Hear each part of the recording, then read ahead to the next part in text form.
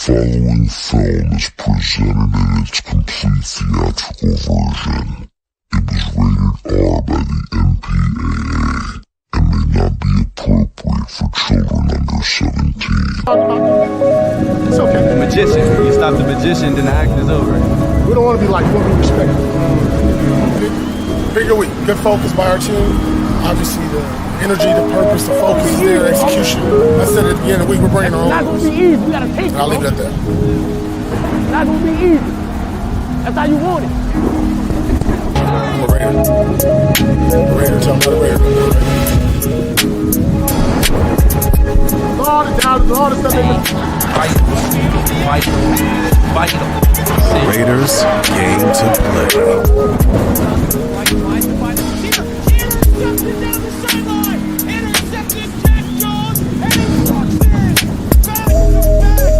I'm gonna tell you something. That defense was all over Patrick Mahomes yesterday.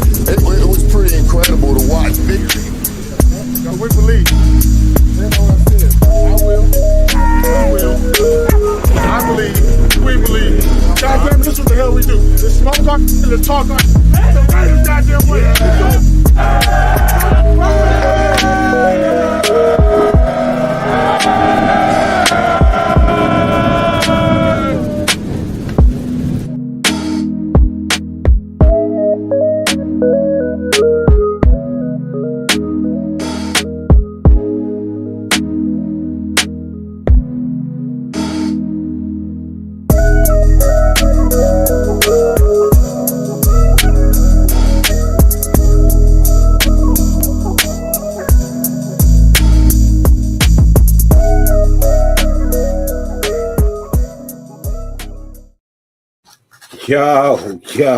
Yo, what it do? It's your boy Dirty live in the building once again. Thank you for tuning in to the Natural Born Raiders podcast. I am your host, Dirty Raider. You know it. You know who I is. You know who I be. Ladies and gentlemen, 50 billion things on the face of the planet you could be doing. The fact that you allow me to grace your screen for any amount of time, greatly appreciated. More than I could verbally express. As you guys know, man, I don't waste no time, man. We gonna jump straight into the show. But before we jump into the show, I want to bring up a co-host real quick. There's a friend of mine, family member, actually. You know what I mean? There ain't too many people I rock with, you know what I mean? But the ones that I do rock with, man, I show love. They show love back. You know, we like family. Ladies and gentlemen, please welcome the CEO of Brown Crackers, as well as some other things. Ladies and gentlemen, please, Mr. Raider Twine. What's good with you, Twine? Hey, what's good? What's good, man? Chilling, man. You know, relaxation, you know, with the anticipation of another game shortly coming right around the corner. Friday, Black Friday to be exact. You know what I mean? We will be live in the building. Playing the Kansas City Chiefs. Yay. All right. You know, it is what it is. You know what I mean? Can't complain. I mean, I could, but it won't do anything. So we're just gonna ride with it. Raiders have moved up to the number 2 spot in the draft with another L. We lose to the Denver Broncos, and in typical Raider fashion, we lose again. But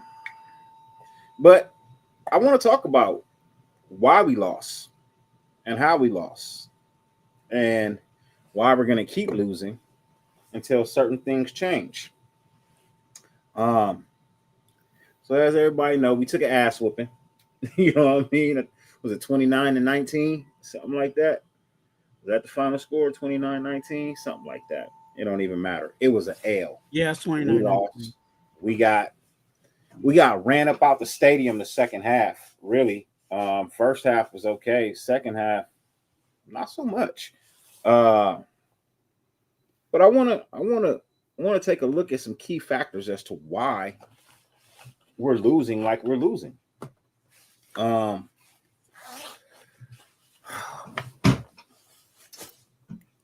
I'm going to tell you why we're losing. Some people are going to be like, no, it's just more than that. You know what I mean? It's just this, it's this. I'm going to tell you the number one reason why we lost Sunday's game. I'm thinking it here. I am thinking it's Monday because my kids ain't been to school all week. The reason why we lost Sunday's game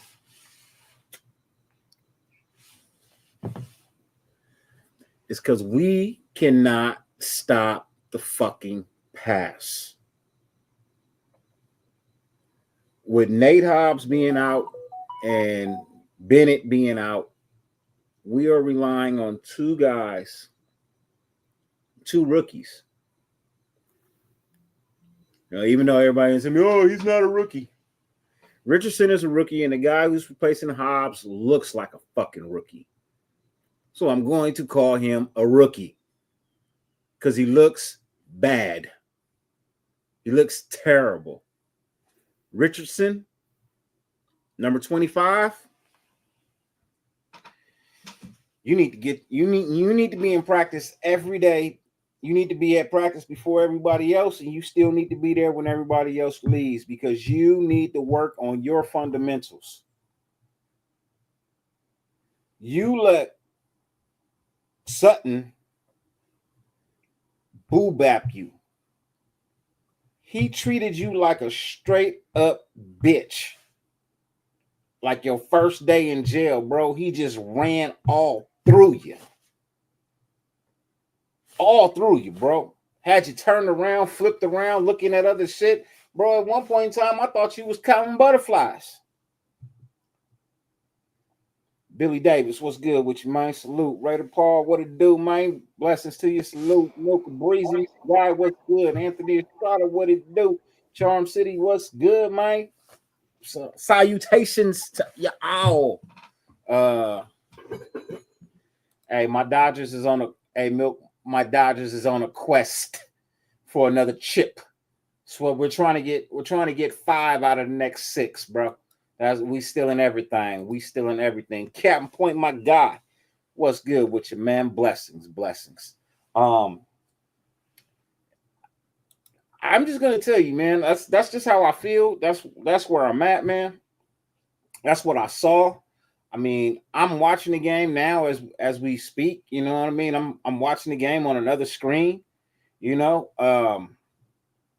and Diablo is another guy.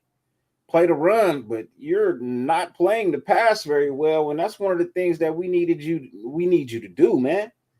Diablo is not playing the pass very well. We are leaving the middle. We are leaving the middle of the field and the hash lines completely fucking open every time. I don't get, you know, I think you being nice in regards to Diablo. Because you talking about he's doing good in the run, but he ain't doing good in the pass. He was supposed to be the one that was better at the pass than the run. Let alone, I don't even think he's that good at the run. As many times as he's been the one that's been slipping tackles and stuff. So, and this is like I've been saying for the longest. He is on his money year. This is the year that he's trying to prove that he's worth the money. Because we don't got to pay him next year. And he's gone. And honestly, I think we could do better with our second not tight end, but linebacker. And it kind of hurts my feelings. It hurts my feelings because I like Diablo.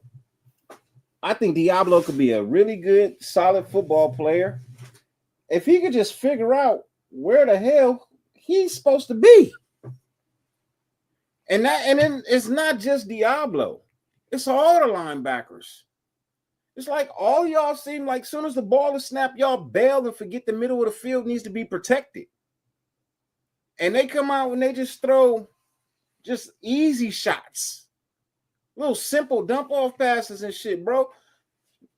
You guys don't cover the fucking running backs coming out. Man, that's what Denver fucking ate us up on. Swing passes. Running backs being wide the fuck open. And then ain't nobody anywhere around to make a tackle for another 5 to 10 yards. You know what I mean? Well, what is that? What are we doing? Is that not somebody's responsibility to pick up the running back coming out the backfield? I know when I played defense, you know what I mean? Somebody had to get the running back. Nobody gets the running back. What sense does that make? Are we not playing defense or what?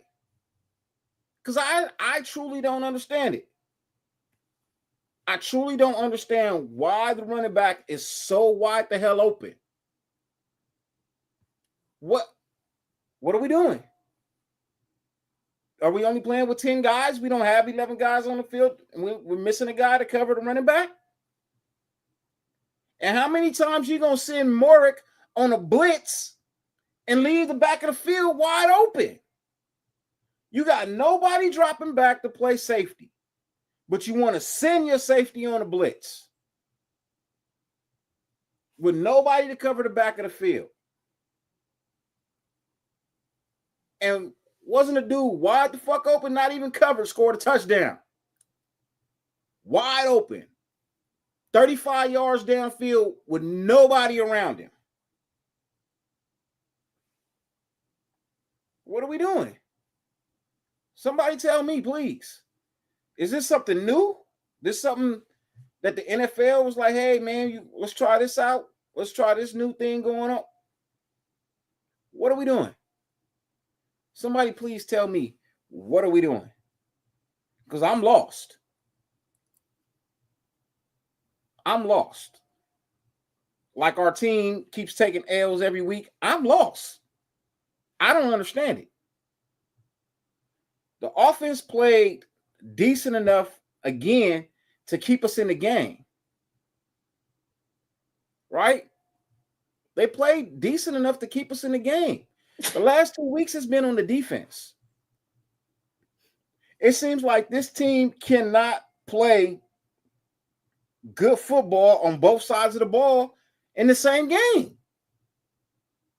Either offense is playing decent, and the defense is playing like trash, or the defense is playing decent, and the offense is playing like trash.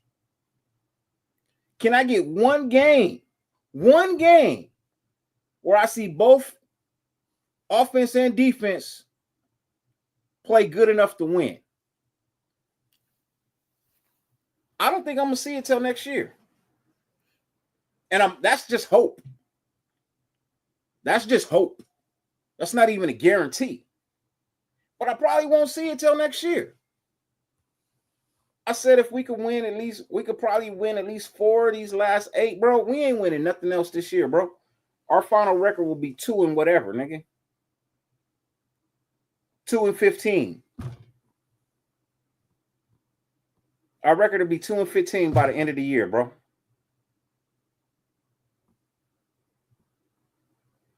We flat out played like trash, bro. And I'm tired of seeing all of these post-game interviews and all of this. Oh, well, nah, man. Don't none of y'all need to be doing no interviews, man. Don't nobody need to be coming in the locker room and asking no dumbass questions. You saw the game. You saw all of our players underperform. As much as I love Max Crosby, he's not it this year. He's not himself. Maybe he's dealing with injuries and we still don't know nothing about it, you know what I mean? Whatever. But he's not himself. He's not. Let's just be honest. That's not the Max Crosby we know. I'm not questioning his effort. I'm just simply saying my eyes is looking at the film and I'm not seeing the Max Crosby of old. I get that. I understand why you would say that, but I think there's also the factor that what threat do we actually have on our defensive side of the ball? You know what I'm saying? And that's and I'm looking on the opposite side, the opposing as an offense. Who's my threat defensively? Max Crosby. So that means I might have some gains. You know what I'm saying? I might have some game plan where I might double him. I might run like like they did the game before the Dolphins. They literally didn't even run to Max's side. They ran to the complete opposite. They ran all their stuff to the opposite side. You know what I'm saying? Away from Max Crosby, to where if he did make a play, it was one of those, oh, okay, Max Crosby had to pull magic out of his hat and it came out the backside to make a play. But they're all scheming against that because he's the only real threat right now on our defense. When you have a D line that pretty much is just Max Crosby, and then you have a secondary that's pretty much has one starter, but he's coming off an injury, and then everybody else is pretty much a rookie.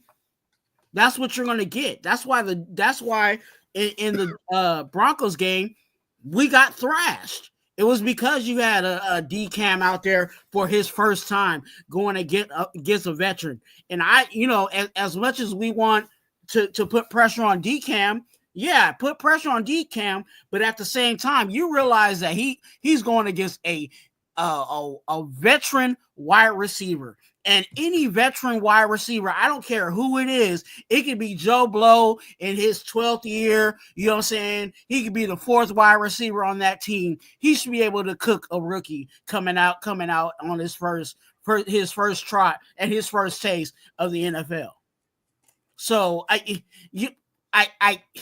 it's frustrating, but that's the reality of where we are with this roster. You got a whole bunch of young people, and the depth that we thought we had is not really the depth that we really have. It's just young people, and we're just hoping that at this point that D-Cam by the end of the season get some callus and get some bumps and bruises and gets whatever he can get, so he's no longer a rookie anymore going into next season. And that's the same thing we have with our offensive line. You have Colton Miller and then a bunch of rookies and some sophomores on the line. So you're hoping they mature this year. They learn, you know what I'm saying? They learn from their mistakes, which is these last couple of games, that when they come into next year, they know exactly what they need to do. Now, in a sense, I would love to agree with you, but here's my problem with the Max Crosby situation. Max Crosby has been the only thing on our defense for years, and it has never stopped him. Some reason this year, I'm not seeing the same production from Max, bro. I'm not. And I know Max watches different shows or whatever, and you can feel a certain way. I'm not trying to down you, bro. I'm just being honest and saying I don't see the same player. Is he still the same player? Of course he is. Max is a fucking dog, bro. Would not rather have anybody else on my team but Max. But let's just be honest. I'm not a fanboy. I don't blow smoke up players' asses just because people want to be their friends and quite possibly get them on the show or whatnot. I don't give a shit if any player comes to my show. I've never wanted that. That hasn't been my thing. I can care less about talking to them. If somebody wants to talk, cool. If the only player I ever wanted to talk to was motherfucking Amik. My boy, Robinson. That's it. I ain't never wanted to talk to anybody else. Meek is the only player I've ever wanted to interview and get a conversation with. Other than that, I can care less to talk to these players because you ain't going to be a Raider forever. I mean, I know once a Raider, always a Raider. But if you leave this team and go play somewhere else, you're not a Raider until you retire. If Max sticks out his whole career as a Raider, cool, great, wonderful, fabulous. The odds of that happening, I don't know. Because players always leave, right? For whatever reason. Be it we not performing, be it money, be it age, whatever it is. Players always end up going to play somewhere else. At least this new age, they do. Back in the day, a player would be in the same team for 15 years. You know what I mean? Not go nowhere. But I'm looking at this. I'm looking at this, and I'm saying, I don't know what's wrong with Max. I think Max Crosby is hurt. I don't think he's 100% because I'm just not seeing what I know Max to be. Max ain't never needed nobody to help him out. He always been able to get to the quarterback, get a little pressure or whatever. But this season, this is just not the Max Crosby we know. You know what I mean? This is not the Max Crosby we know. And I just want to know what's wrong with Max. Is Max still hurt? If he's still hurt, then cool. I get it. You ain't 100%. You can't give it your all. You can't do all the things you used to do. Cool. Understandable. But if you're telling me that he's 100% healthy, he ain't hurt, then what Max Crosby am I looking at?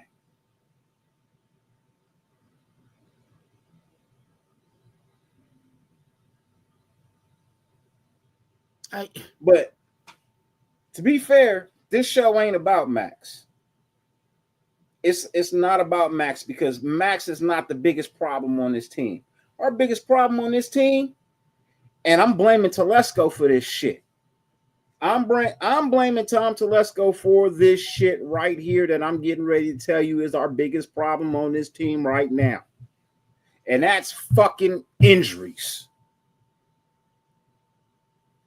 Everywhere Telesco go, you could have a good team and they're going to get plagued by injuries. That was the problem with the Chargers. Good team plagued by injuries. Here it is. We ain't had this many injuries in what? How many years? All of a sudden, we got this dude at GM and now we're plagued by injuries. What the hell is going on?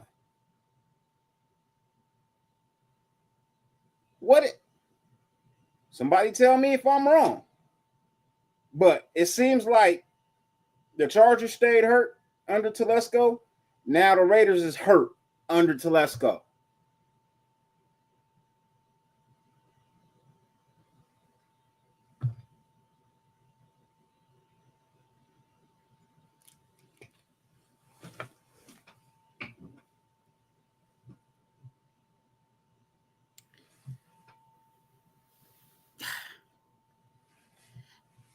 That's the frustration of this year is injuries.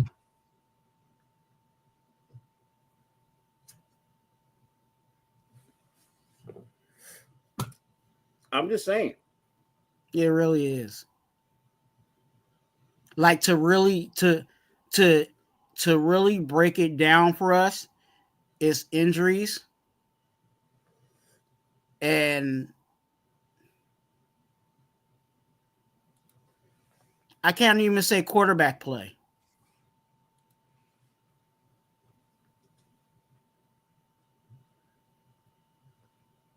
Because I think Telesco, not Telesco, but Getsy was a real big, you know what I'm saying, reason as to why we weren't looking good offensively. It's very interesting that we're using the same playbook, but a different play caller. And our offense looks better. I'm not gonna say we look good. I'm not saying we, you know, it's not one of those night and day. Well, it is night and day, but from where we came from. But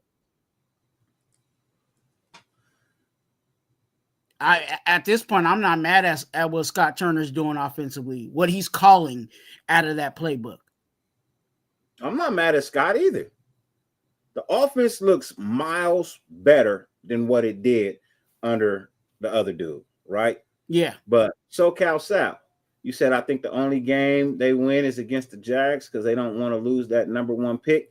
Here's the problem. The Jags don't have the number 1 pick anymore. The Giants have the number 1 pick, and we have a number 2.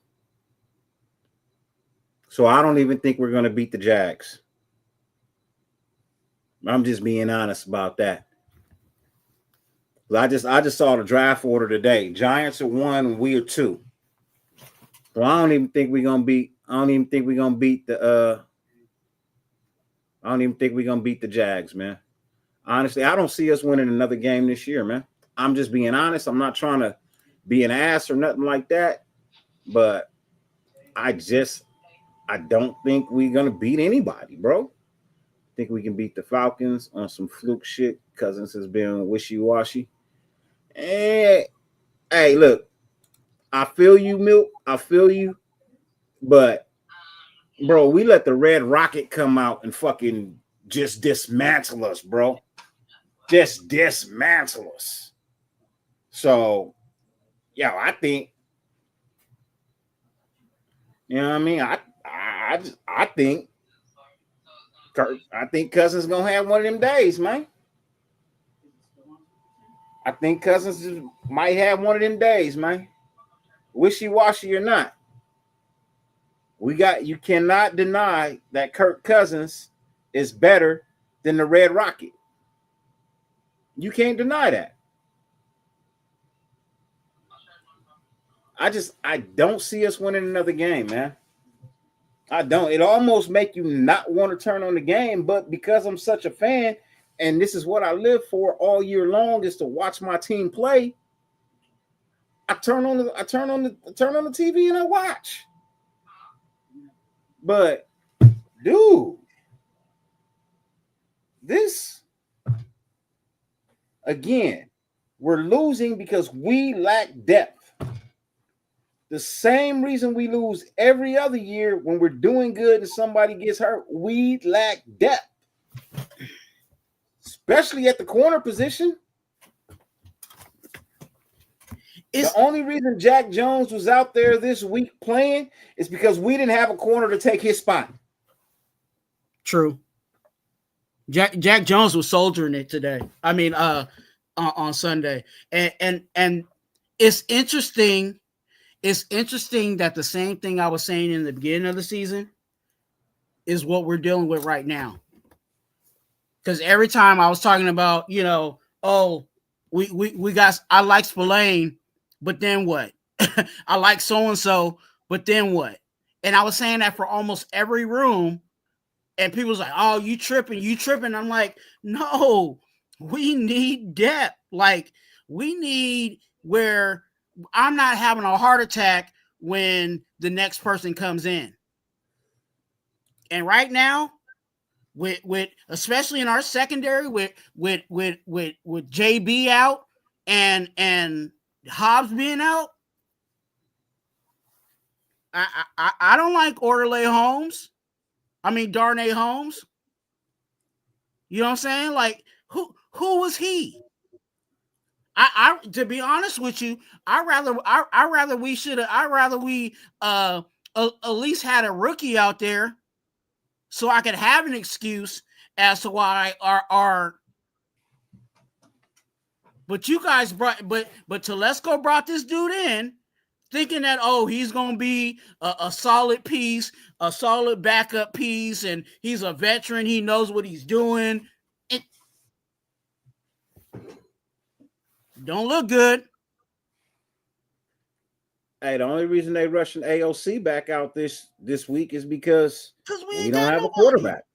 We don't have a quarterback. But and that's what I said about Minshew when AOC was hurt. The only reason why Minshew's trotting his little happy tail out there is because we ain't got nobody. You guys already know my opinion. I think AOC was the better quarterback to get from the get anyway. But and to be honest with you, just being very optimistic, even in the midst of darkness, I think that I would like to see how AOC runs this offense with Scott Turner. I'm not interested. Because some of these, because even last week, some of the things offensively where some of these dudes who's wide open, I think AOC would have been able to get that ball to them. So I'm just thinking maybe our offense might possibly take I'm not gonna say a huge jump, but we might take another, you know what I'm saying, take it to somewhat to another level. But we'll see, because AOC's coming off an injury. How rusty is he going to be? Hey, look. I hope he balls out. I'm just being honest when I say I'm not interested. Now, I'm saying that in the nicest, most respectful way. I get it. It's not a huge knock on AOC. What I told you guys, man, how I felt about AOC this year and how I felt about him last year. He's not ready. I think the kid can be a phenomenal quarterback at some point in time in his career. But I just don't think it's not last year and it's not this year. I think he needs one more year under his belt of getting this game down. And then maybe we could talk top 10 quarterback, at least top 15. But as it stands right now, he's somewhere between 25 and 32, bro. And I'm just being honest about that. I'm not trying to shit on the kid or, doubt him or anything like that. It's just what I'm watching. Now, maybe it could have been the fact that he was under Getsy. It's a possibility. Strong possibility. Maybe Gardner Minshew learns the game, learns the playbook faster. Or maybe they went with Gardner Minshew because he had more experience as a quarterback in the NFL. Well, for whatever reason, Gardner got the starting spot. Even when they came out and said that AOC was going to be the starting quarterback, did he start? And I told y'all he wasn't going to start. If he started anything, it would be a preseason game, and that doesn't fucking count. I told y'all he was not going to be the starter at the beginning of the year because it's a new system. This is technically his rookie year again. Because it ain't the same system from last year. New system. So it's like being a rookie all over again. Technically, basically. It's like a rookie year all over again. If you got to do a rookie year all over again, if I didn't have faith in your original rookie year, what make you think I'm going to have faith in your second rookie year? And technically, next year is going to be a rookie year for him too, because it's going to be a whole new system.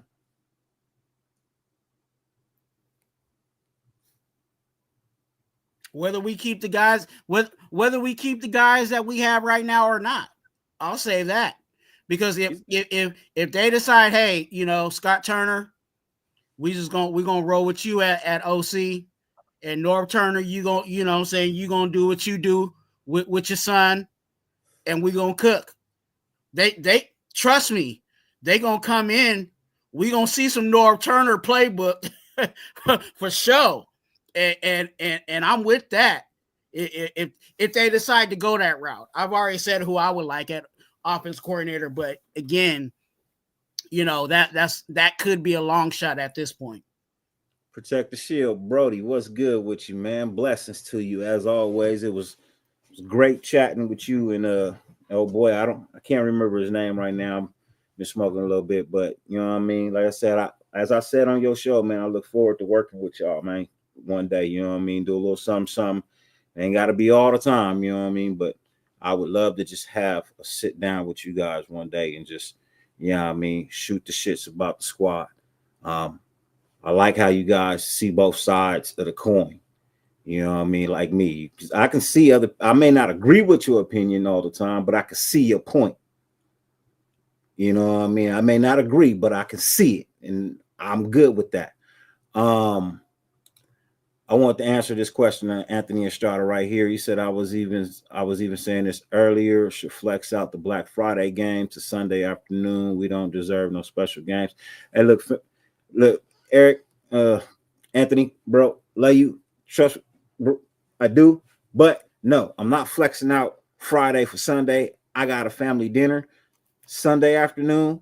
You know what I mean? And that means I don't get to sit and watch my game. If they flex it to a Sunday, nah, bro, leave it where it's at. Leave it on Friday so I can watch it, enjoy it. You know what I mean? And then Sunday, I ain't got to really do nothing. But our holiday, our family holiday dinner is Sunday. So we do Thanksgiving and Christmas, you know what I mean, in one shot. You know what I mean? So, but I'm gonna do Thanksgiving Thursday here in my own house. But then for my wife's family, her brothers, her sisters, her mom, her dad, you know what I mean, and you know, the wives and nieces and nephews, we all meet somewhere. So this year is my house. You know what I mean? You know, we do all the Christmas gifts and everything early and stuff like that. So because we got to work around family schedules, right? So that's this Sunday. So no. I hear what you're saying. We don't deserve nothing special, but you know what? It's Black Friday. You cannot take the Raiders off Black Friday, Anthony. If we suck or not, it's still Black Friday. That's our day. That should be nothing else. That should be every year. I'm just saying. And unfortunately, the play that we have on the field is not matching up to primetime TV. But we also, along with that, as much as the Chiefs are as dominant as they are in record, you know what I'm saying, we still have that rivalry with them. They still have a bitter taste in their mouth, whether it's the puppet, whether it's the Christmas game. They still holding that. They still got that, you know what I'm saying, tight to their chest. So that we just gonna have to take this one and see what we can do. I feel you. There was another one up here that I wanted to address as well.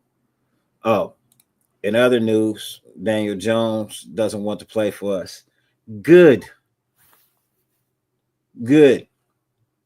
He's a quarterback that may never take another snap in the NFL anyway. What do I give a shit? I don't even know why we went after him. Hey, look, going after him truly tells me that now you're in the tanking situation. Now you're playing to tank. Because the dude that replaced him, he ain't it. He ain't it. The dude that stay at home with his mama, live in the basement, the one that started this week, he ain't it. He ain't it. Sorry, he's not it. It's not it. You lost your job to him. He's not it. You're not it. We don't want you, bro. Hey, look, how dare you refuse to go anywhere and play? You ain't on a contending team now. Talking about you want to go somewhere that's a contender. Why? So you can get a ring sitting on the bench? You bitch ass nigga. And I try not to even use the N word that much. You know what I mean? You can see I try to smooth it out of my vocabulary a little bit, but man, that's some bitch ass nigga shit right there. You want to sit on the bench and earn a ring? You's a bitch. I'd be surprised. Hey.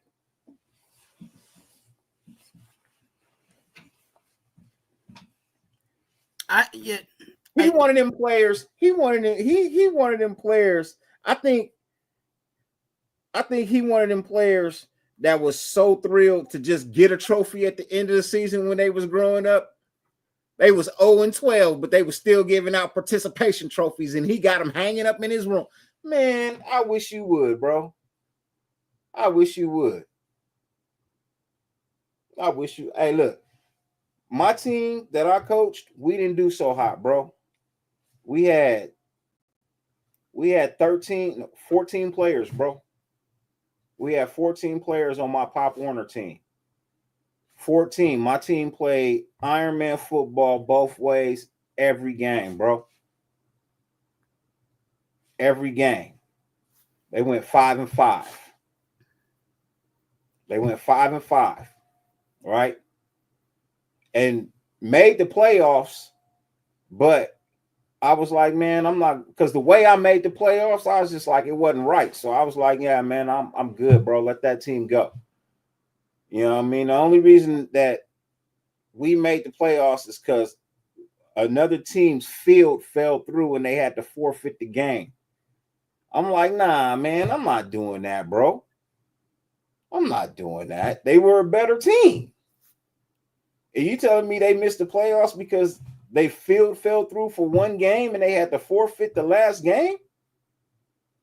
Because they didn't have a home field? Nah, man. Nah, I'm not doing that. I'm not doing that.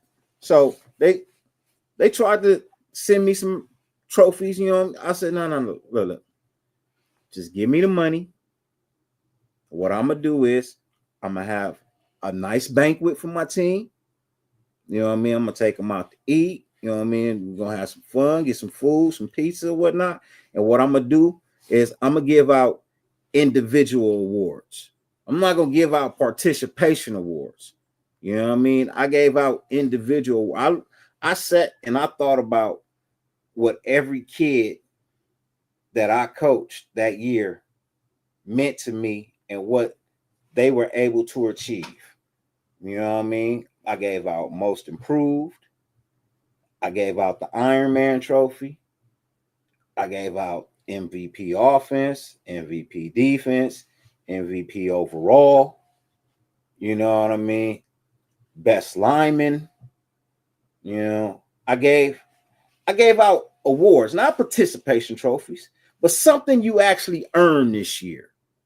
You know what I mean? What did you do this year that's made the coach go, this is what I'm going to put on the award that I give you? You know what I mean? So it's a reminder that this is not a participation trophy, but this is something that I actually earned. This is what I did this year to actually deserve this award that I have. But all these other people, they just want participation trophies. They want a trophy just because they was on the damn field. That's not the same thing. It's not the same thing. You see what I'm saying? I think Daniel Jones just realized that just signifies to me that Daniel Jones has had that come to Jesus talk with himself and said, hey, I'm not a starting quarterback.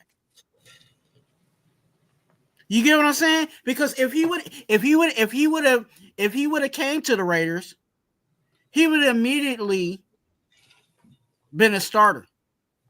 Rich. But no, he wants to be a backup because he knows that he can't be a starter.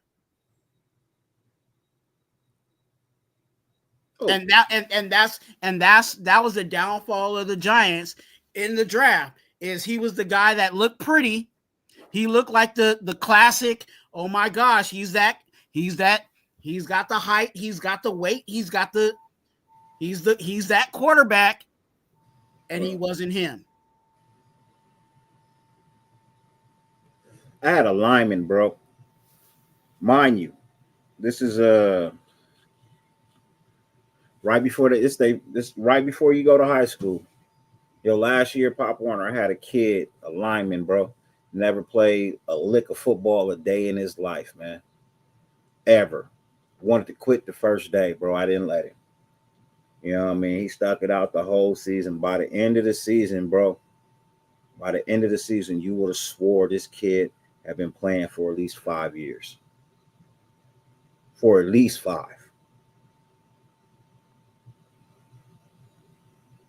And that was just for him putting in the sheer effort of him listening to me say, hey, look, man, everybody's not great at everything. It takes practice. Do you want to play high school football? yeah, coach, I really want to play ball. Then you just gonna have to tough it out, bro. You're gonna have to tough it out. Football is about running, it's about this, it's about this, it's about this. It's everything you may not have thought it was gonna be. But you would have swore at the end of the season, you would have swore this kid had been playing for 5 years. And it really had nothing to do with my coaching, more or less his effort that he gave. He never quit. As much as he got down, he lose a rep, he'd be like, nah, I don't want to go to the back of the line, run it again. Nah, go to the back of the line. Nah, coach, let me run it again. Run it again. And still lose. Lose 5 times in a row. He'd be like, I just need some water now. Go to the back of the line, get his break in. But effort, right? I don't see that from Daniel Jones. I don't. I've watched him play. He has done nothing to change from his rookie year to what he is now. Nothing. You're still a turnover machine. You still make bad decisions. You still hold on to the ball way too long. You still got terrible accuracy. You've changed nothing. And you've been in the NFL, what now, 3 years? 4 years? And you've done nothing to develop? You lucky that somebody gave you somebody reached out and gave you a chance, because I don't see no other team looking for you to come play for them. Not nowhere. So you're going to remain the backup on a team that's a non-contender, because the Giants ain't shit. That's why y'all got the number 1 pick and we got the number 2 pick, because you're a worse fucking team than us. You want to go to a contender. Why? You're not one. And I don't care that you did make it to the NFL. I'm going to say what the hell I want to say, because I'm tired of bitch-ass fucking attitudes. People who feel like they owe something. I'm sick of this shit. You know what? This shit pissed me off the other day too, man. I know I'm ranting. I'm sorry. Y'all know how I do. Man, I'm on the freeway. And you know how sometimes people be on the overpass and they'll have a sign up, you know what I mean? That say hunk for peace or something like this, or somebody passed away, something like that. You know, just hunked it. So anyways, I'm coming home, bro, with my kids. And it's the Iranian flag and it's the American flag, and in the middle it says "hunk for peace," right? And it's an American soldier over here holding the Iranian flag. It's an Iranian dude. Well, at least they're dressed up like that, right? So they got an American soldier guy holding the Iranian flag. They got an Iranian dude over here, you know what I mean, and all the gals and everything, right, holding the American flag, bro. So I hunk for peace, bro. You know what I mean? I hunk for peace. The guy next to me flicks me off and then flicks them off. What kind of shit is that? I get that you're an American, you have your freedom, but come on, man, who don't want peace? I love me some peace, man. I love me some peace. Look, I know I get into a lot of shit, Twan, but I try. Look, I'm not gonna say anything because it's gonna go down a rabbit hole that we just do not want to get into. That's why I'm just like, let's get back to football, man. Let's get back to lock the key for me. But hey, I'm just gonna say this. I would honk for peace. I'll just say it like that. Anyway. Fuck how I feel about people. If you want some peace, man, hey man, I'm with you, man. Let's have some peace, man. Peace sound good to me. Look, peace with Iran means lower fucking gas prices. I'm good with that. Hey, y'all don't know what I'm spending in gas, bro. Y'all don't know what I'm spending in gas, bro. But any piece works for me. A piece of pie, you know what I'm saying? A piece of chicken, you know what I'm saying? Even a little piece of Shirley, you know what I'm saying? It all works for me. I'm always down for some peace. Man, yeah, you right, Milk. He just want an A on the project. He ain't even chip in on the project, but he want that A, huh? I mean, that's all I'm saying, bro. Like, I don't get it. You know what I mean? Well, I don't get it, man. Like, why invest in drama? It's not ever going to get you anywhere. And if you get into the drama with the wrong person, it may get you 6 feet deep or in an urn. It all depends on what you choose to do in your afterlife. If you want to be buried or cremated, but it ain't gonna get you nowhere.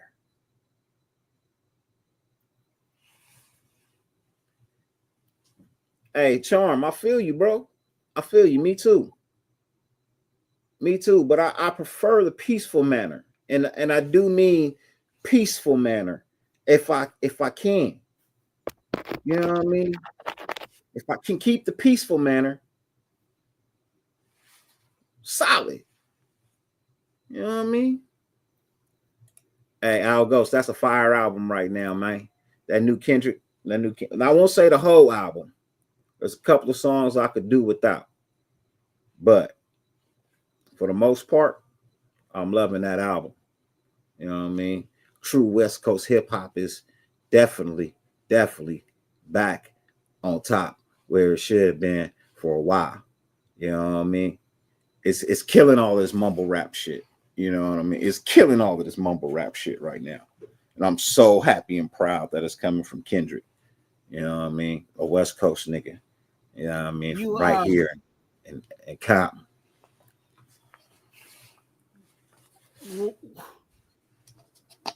Did you see any changes in our run game? Huh? Did you see any changes in our run game? You know what? Let's talk about that, man. And let's talk about me giving an apology to somebody, man. I think he deserves it, bro. I think somebody deserves an apology from me, and I'm going to give it to him right now, man. I'm going to go ahead and I'm going to say this. And you can like it or you can dislike it. But I'm about ready to send Zamir White to the motherfucking practice squad and let fucking McCormick keep his fucking spot where he's at. I like what I saw from him, bro. He hit the hole. He had field vision. Did you see did you see the cut that he made on one of them? The play was supposed to go this way. It shut down. He saw an opening that way. Boom, took off. That's what you want to see from a running back, man.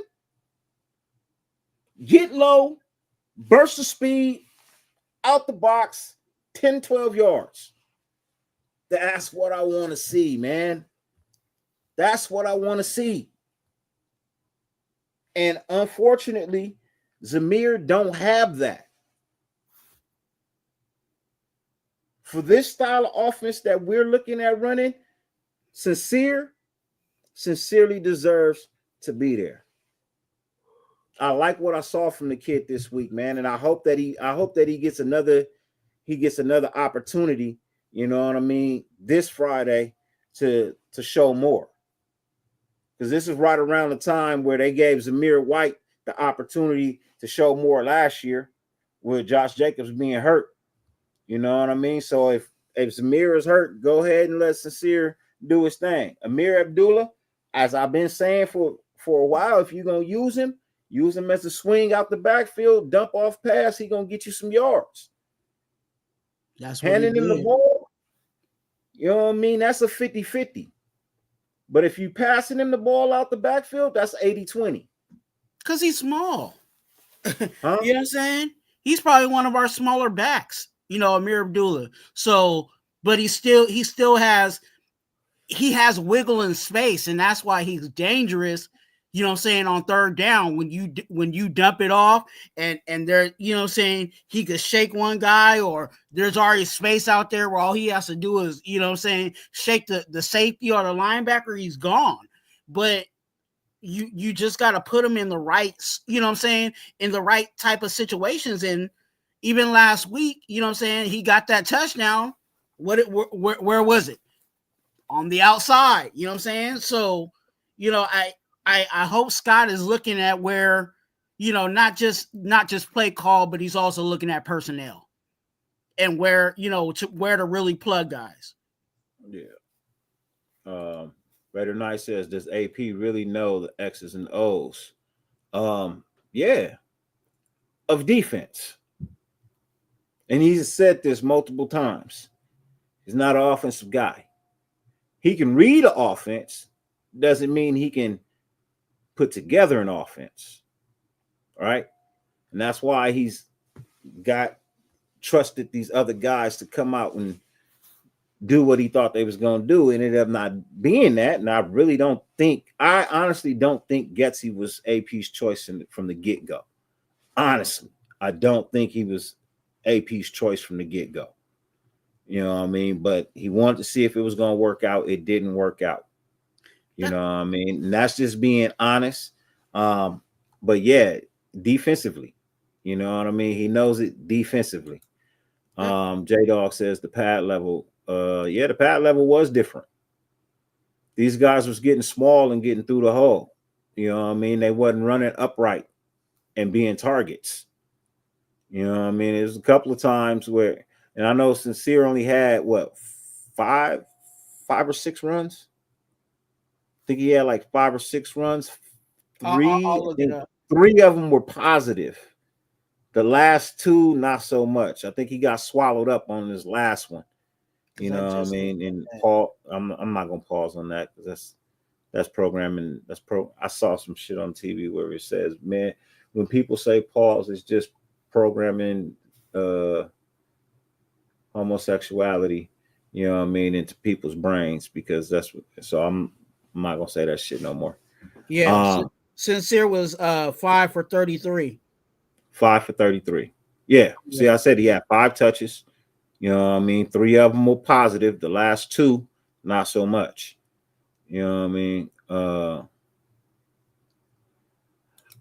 I don't know. I don't know if that's the case, J-Dog. Truthfully. You know what I mean? I don't know if that's the case. I'm not. Look. Did the kid have a nice kickoff return? Yes. Yes, he did. Thank God he didn't fumble it. He didn't fumble it. I mean, he got 59-yard return. Hey. Great. Wonderful. But that still doesn't wipe out what, you know what I mean, where we're at. If McCormick and Abdullah are the better backs, then you run with them. I don't. You know what I mean? Lube was brought up for third string running back and special teams because our special teams guy was down and return. That's what he was brought up for. That's what he did. We didn't need the third down back. We didn't need the third running back.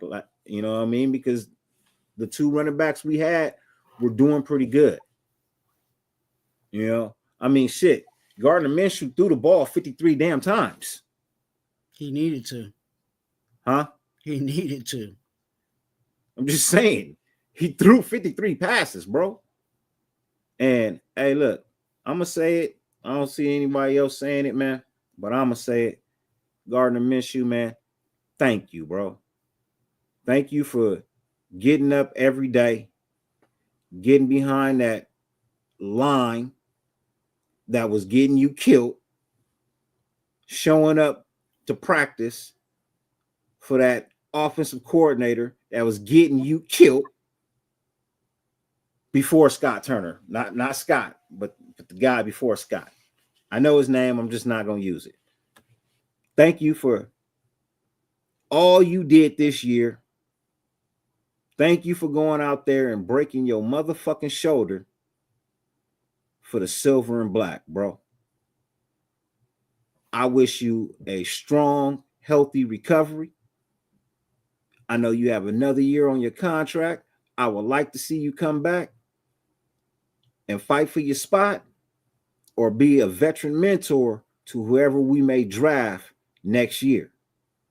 But I thank you for your service to the silver and black, and I wish you a speedy, healthy recovery.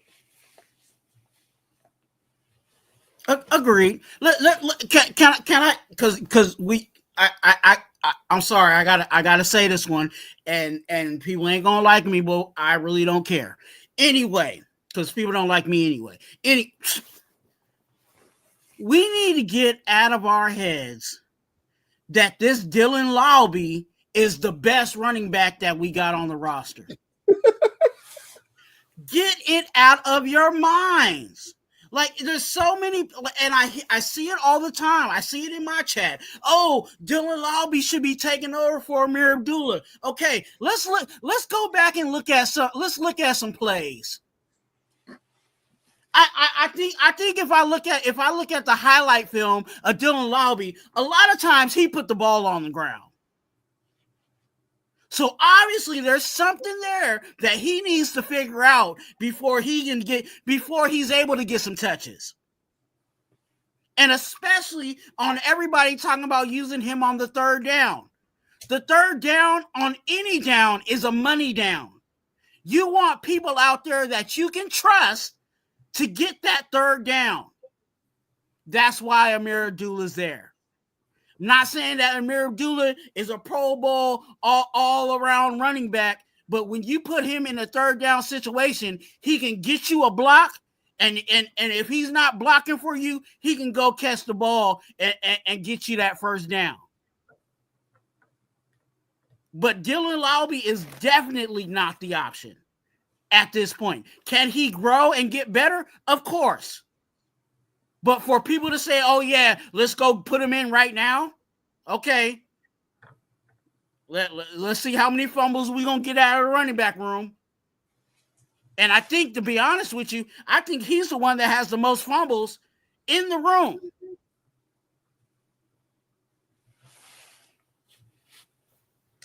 You're not wrong there. You're not wrong. I know some people have agendas or whatever, but come on now. like think about it. Like, really? You're going to put a rookie out there that's fumbling and put him on a third down, which is a crucial down offensively. Not smart. Okay, see. So let me see. It says, I guarantee you, if this quarterback doesn't pan out, or next season doesn't plan out, he's gone by off season, or another one gone middle of the season. Are you talking about Max? You talking about Max Crosby? Are you talking about the quarterback? I don't know. We weren't winning anyways. Just put the young kids in. Look. Regardless, if you're not winning, you still have to put a good product out on the field. Tank or not, you still have to put a good product out on the field. You still have to play your best players. Would I like the kid to get a shot? Yeah, but he got a shot at kick return. He did good with that. Would I have liked to see more from him? Of course I would. But when it's time, you know what's crazy though? Let's break this down for those that are not getting it, because I like to teach. If you allow me a few moments to teach. Amir Abdullah is on the roster. Dylan Lowby was on the roster. And they decided to move somebody from the practice squad to carry the ball over Dylan Lowby. Why? Why did they go to the practice squad if Dylan Lowby was so good and that he needs the reps? That look, bing, there goes the light. That tells me that this coaching staff felt that he was not ready for the job. So they brought up Sincere McCormick and gave him the shot that was on the practice squad, that wasn't on the 53, for the position.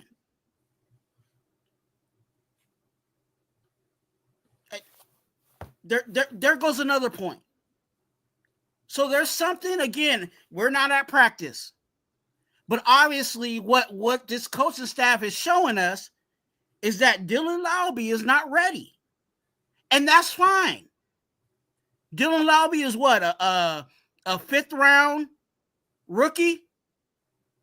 He has 3 more years on his contract. We might see him next year. You know what I'm saying? Hey, look, and here goes the positive for you. Amir Abdullah might retire because he's kind of close to that, close to that time. But still, let this guy sit. Let him get the little action that he does get when he does, but don't force him out there because obviously this coaching staff ain't ready to have him out there. Trust me, if they felt Dylan Laube was good enough to get some snaps, he would be out there getting snaps. Hey, you make an extremely, extremely valuable argument.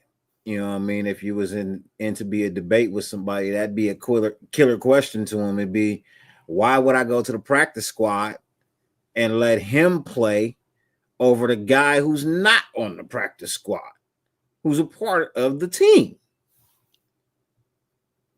That right there, that alone should keep you from asking why he didn't get a chance to play. Just that thought alone. They went with practice squad running back over the 4th string running back. So that means you went all the way down to 5th. But I can also tell you why. And I don't know if Laube is doing the same thing. But when you're on a practice squad, when you got to get that practice team look, you're getting a lot of run.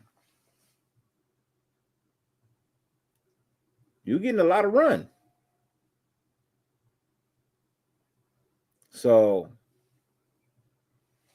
you getting a lot of run, and then also every time you touch the ball, you trying to cook because you trying to get to the 53.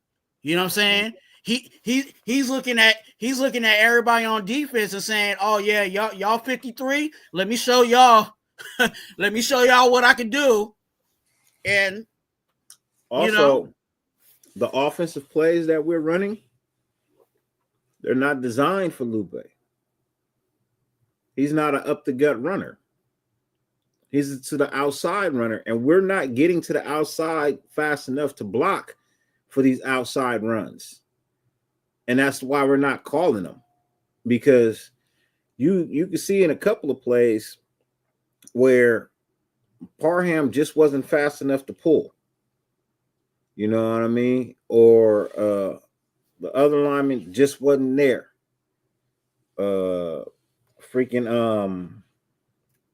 JPJ, I'm not even gonna lie, it was a couple of plays he was getting used.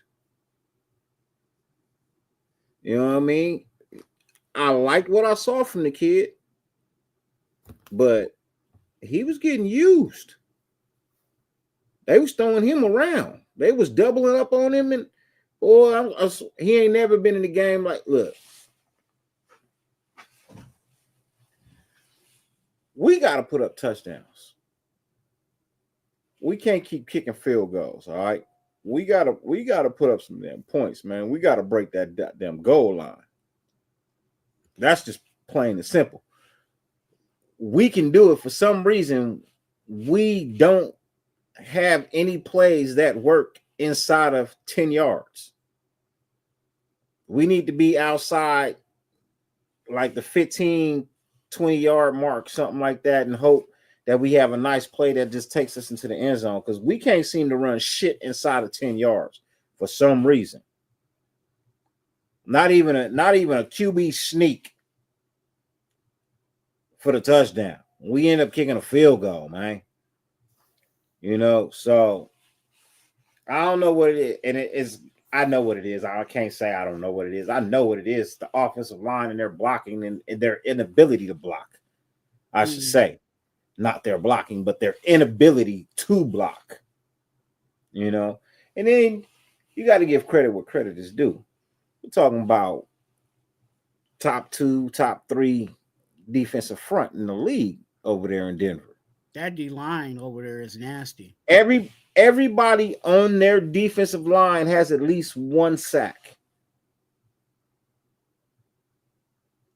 I think they got a few people that are double digits too. Over They got there. 5 players on their front line that have double-digit sacks. Yeah. They have 7 people, 7, 8 players that play on their front. All of them have a sack, at least one. At least, oh boy, got his first one against us. He was the last one that didn't have one.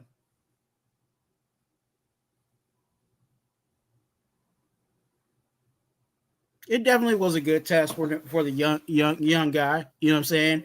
I wasn't expecting JPJ to be a rock solid, you know what I'm saying, center against that D line. You know what I'm saying? He was gonna earn his stripes, you know what I'm saying, with that group. You know what I'm saying? I just feel like with JPJ, we have a better chance, you know what I'm saying, at center versus the other guy. You know what I'm saying? But again, he's a rookie. JPJ's a rookie. Rookies are going to make mistakes. And they, again, when you got savvy vets on that D line opposing you, they know what to do against a rookie, no matter how good that rookie may be.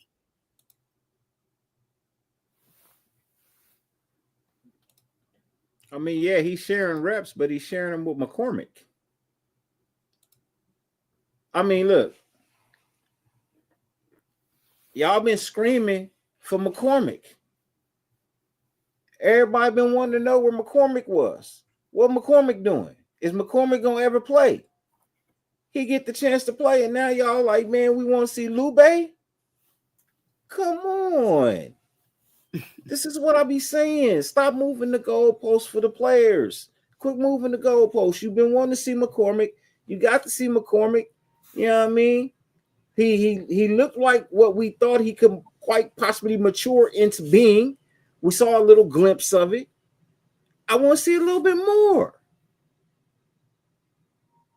Look, I want to see Lube. He got out there, he fumbled. I saw what I needed to see. The 2 times that he got out there to do something, he fumbled. This 3rd time, he actually produced something with a nice kickoff return. Cool, great, wonderful, fabulous. But that ain't the same as taking a handoff, or, you know what I mean? It ain't the same thing. Especially with these new kickoff rules, man. It just ain't the same. You got a ton of space to make something happen before somebody touch you. So, I'm just saying. It ain't the same. It just ain't the same. I'm pulling for the kid. I hope he turns out to be something. But right now, it ain't his turn to shine. He ain't ready. You know? Look, the best thing they could have did for that kid was did what they did this weekend. Played him on special teams, let him get reacclimated into the NFL game. You build from there, man. Because I'm being honest, if I pull up Sincere McCormick to play second string running back, I don't trust you at running back. He might still be fumbling in practice. He may have 6 good runs and then he fumbled. 7 good runs and then he fumbled. Well, if he ended practice with 3 good runs, he probably only got 3 good runs in him and he gonna fumble. Is that what you want to put in the game?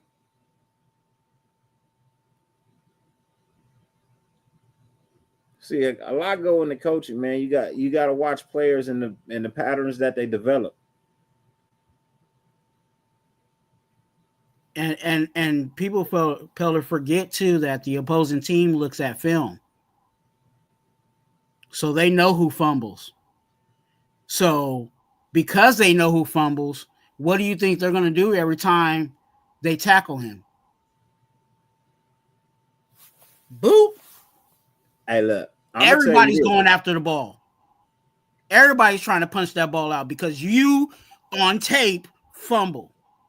So, hey, okay, free opportunity. Every time you touch it, free opportunity. So it's not just, oh, he's going to get out there, he's going to hold the ball tight, you know what I'm saying, high and tight, and everything's going to be all right. No, he's going to hold the ball high and tight, and everybody's going to be, because we know your tendency. And to add to that, man, I'll be honest. This wasn't the defensive front that you wanted to see him against anyway. Dude. He struggled against Pittsburgh. This is a better defensive front than Pittsburgh. They may not have no one individual player like a J.J. Watt or nothing like that, but what they do play is as a core. They play as a fucking core. That defensive front plays as a fucking defensive front. They play together, in sync. They got each other's back, bro. They don't need no one superstar. They got 5 of them with double-digit sacks, or at least 2. Yeah, with at least, you know what I mean, with at least 2 or more. So for me, this wasn't the game you wanted to see him in anyway. I think if he would have went out there and did something bad, fumbled or something like that, you know what I mean, that would have destroyed his confidence even more, even after that big run. You let him build on that momentum of that big run. Be like, yeah, you know what, we want to see you, but this ain't the game we're going to see you in. See you next week, maybe against the Chiefs. Might have a little bit better chance against the Chiefs defensive front than the Broncos. There's progression to it, you know what I'm saying?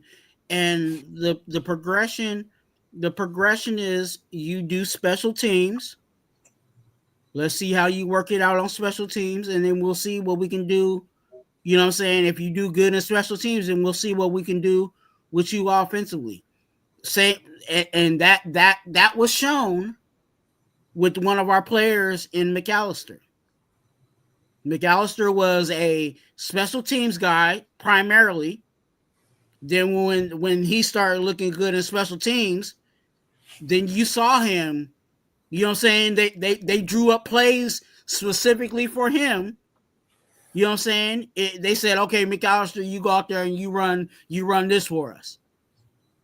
That might be the route that Laube has to do. He might have to be good at special teams, shine in special teams, and then, okay, now let's move you up to the prime time, you know what I'm saying, offensive, you know what I'm saying, drive. Let's get a package for you. But he got to secure the ball first before he can do anything. J-Dog, you said something about Sim McCormick and the not seeing him catch a pass. If you get a chance, go watch his highlights in college. His college highlights will show you that he wasn't just a runner between tackles, but he actually did catch the ball out of the backfield. Yeah, it's not his time to shine. Give him all of that just yet. You in his first game, you don't want to throw too much at him. You know what I mean? You just want to give him something simple.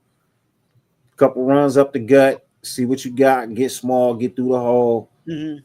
You know what I mean? Let's go from there. You know what I mean? So, and then you build. You can't throw him you can't just go ahead and baptize him in the fire right off bat all the time, man. Sometimes you got to ease him. First, you got to get him to even commit to the church. You know what I mean? You got to get him to commit to the church before you go out here baptizing people.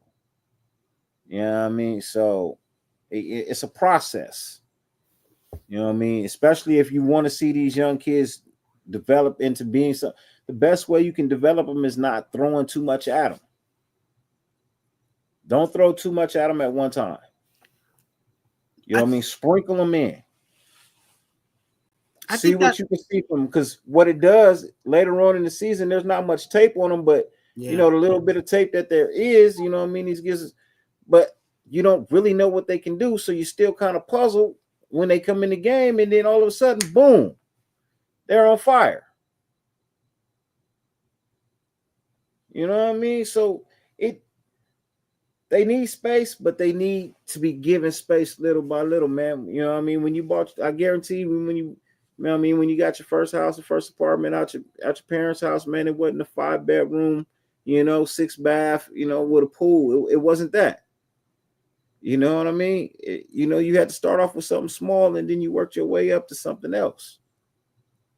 You know, you didn't bite off too much more than you could chew. You know, so you gotta. I mean, you mean space in the open field? Hey, man, hey, look, that's something you gotta take up with the offensive line. Then, you know what I mean? that's just something you're gonna have to take up with the offensive line. They gotta create the space. I can't help you with that one. You know what I mean? I can't answer that one for you. I can appreciate. Hey, what's up, Afakasi, man? Salute to you, Brody. Hope all is well with you. I can appreciate Sincere did some things and ran well with the limited opportunities, but can he do that sustainably? That's a good question.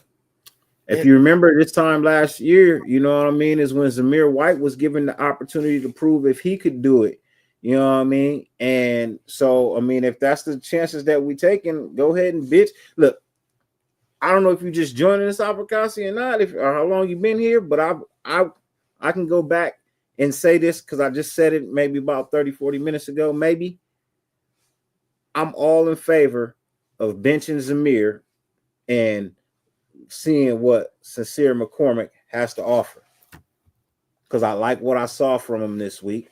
I'm not guaranteeing that that's what he's going to be, but I would love for him to get another opportunity to see if he's actually developing into something we thought he could eventually be in NFL. So, yeah, I think that answer is still left to be seen. You know what I'm saying? This was really the first, you know what I'm saying, legit sighting of Sincere McCormick. You know what I'm saying? Let's see if he can, you know what I'm saying, next week or whatever the situation may be, when he gets that opportunity, let's see what he does then. And then, you know, but yeah, you know, it is good that the hype that we was, you know, that was coming from him, you know, we saw a little flash of that, but again, that's just a flash. You know, we need, of course, ultimately we want consistency from all players, you know what I'm saying? And you know, Sincere is getting his opportunity to show his consistency. Yeah, no, we got nothing to lose letting the youngins cook. Let them see what they got. You know what I mean? Let them see what they got. Hey, in the passing game, again,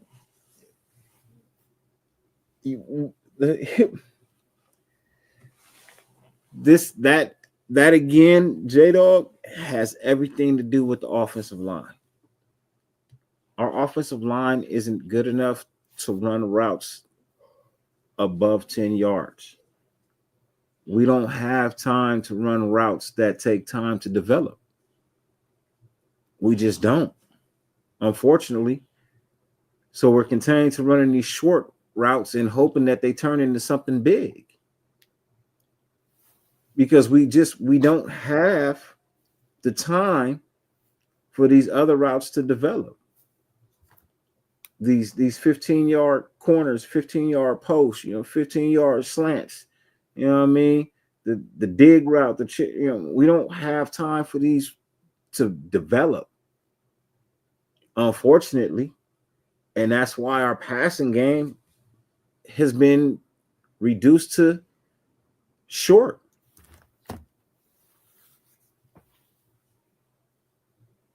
That's just my thought. That's just what I see. That's what my eyes tell me when I'm looking at the game.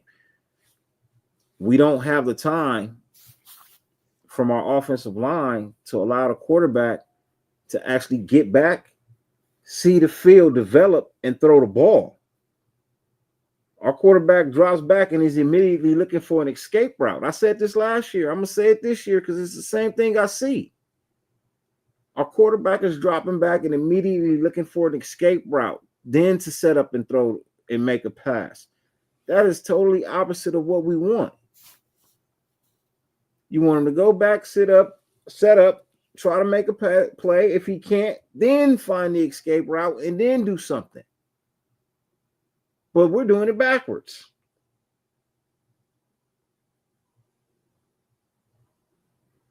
And that's just what I see. And I really have to blame that on the offensive line, man. I really have to blame that on the offensive line.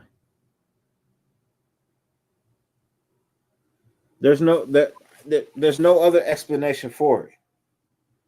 Because the play calling is way better by miles better than it was under Getsy. It may not all the plays may not work, but every play is being called right at the right timing. It's a timing situation. Man, I said that. I was like, hey, and I think I said it on here. I was like, if Scott Turner could just make this offense make sense. You know what I'm saying? Like, did the play call on third down make sense? Like, did the play call, you know what I'm saying? Did we surprise them on first down and actually throw the ball? You know what I'm saying? Like, stuff like that. Like, and some people were bashing, like, for last week. Some people were bashing because we passed the ball as many times as we did, but that's what was actually, you know what I'm saying? Like, that's what was really working for us. You know what I'm saying? Our pass game, the slither of offense that we did have, it was because our pass game was working. It wasn't perfect, but that's what was going for us. So you go with what was working, and he called that game. So I can't be mad at it. I really can't.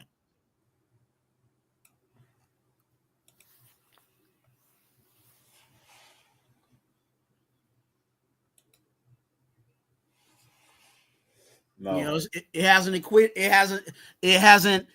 hasn't equaled to wins, but at least our offense is looking like an offense. I'll say it like that. Instead of just run, pass. I'm going to go back 10 seconds. I'm going to share this real quick. I'm going to see if I can share this.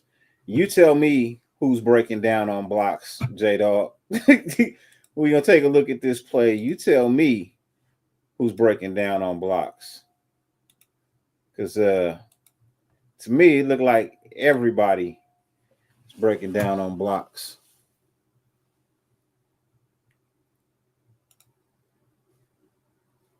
So fresh out the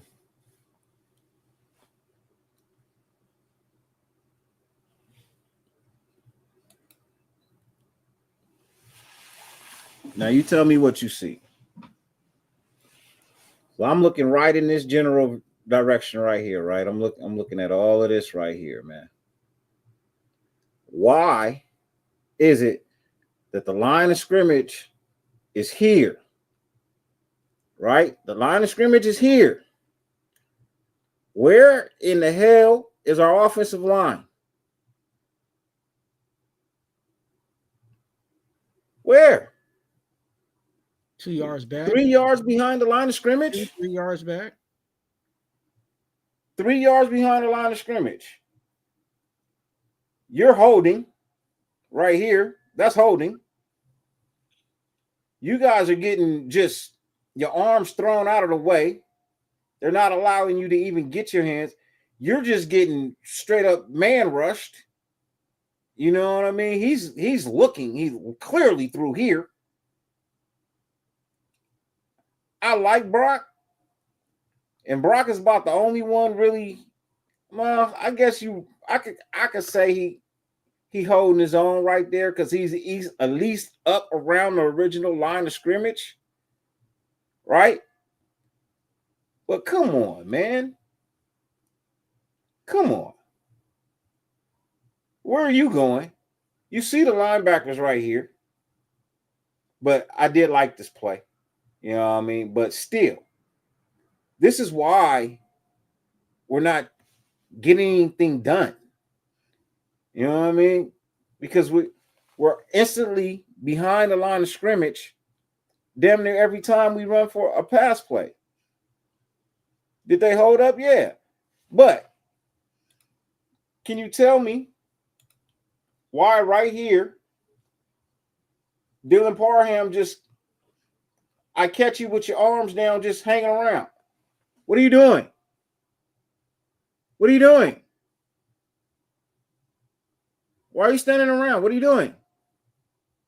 What is this about?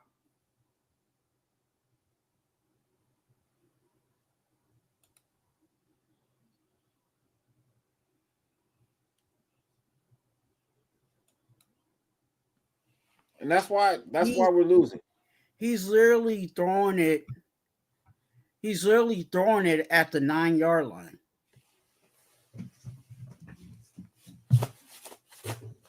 This is why we're not winning games.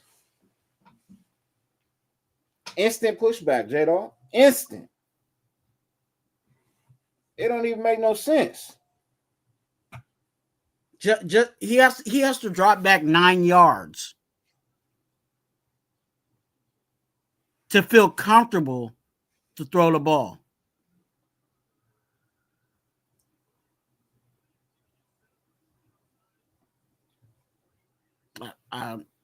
And we don't have time. We don't have time to create separation because the plays don't have time to develop.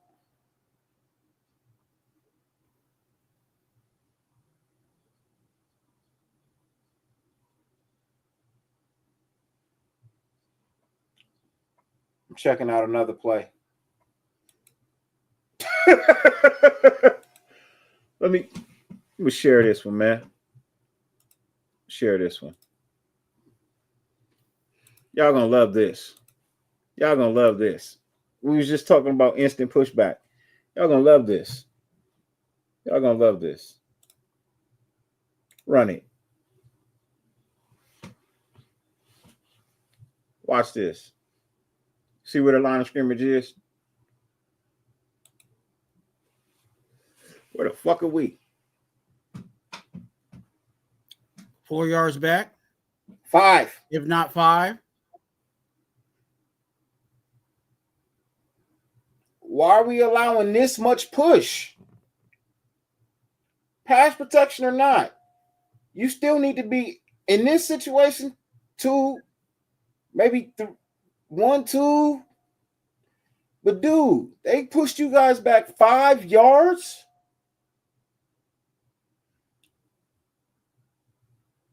Look, every championship team that I've been a part of, our offensive line's first step has always been forwards. It's never been back. Our offensive line's first step has always been forward. Boom. Not, I'm stepping back. Of course, you're going to throw me off. You're going to continue to ride me backwards because my momentum and my balance is taking me that way. What are we teaching them? Your first step is not forward?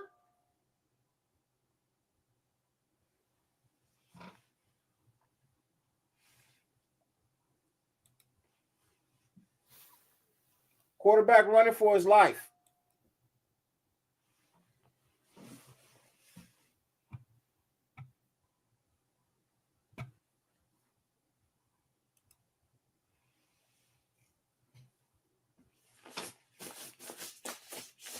I don't care who you put at quarterback.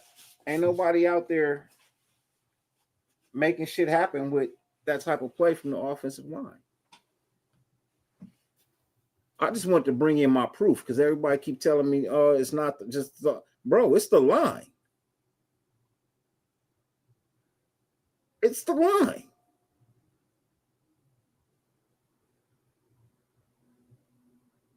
And maybe people don't really pay attention to it too much because it's not on screen the most all the time. I mean, you know what I mean? The camera moves with the ball.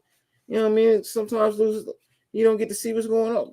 I go back and watch the game because I'm gonna see the line. I'm gonna see what the line does when the ball is snapped. And I just showed you firsthand. They don't protect the line of scrimmage.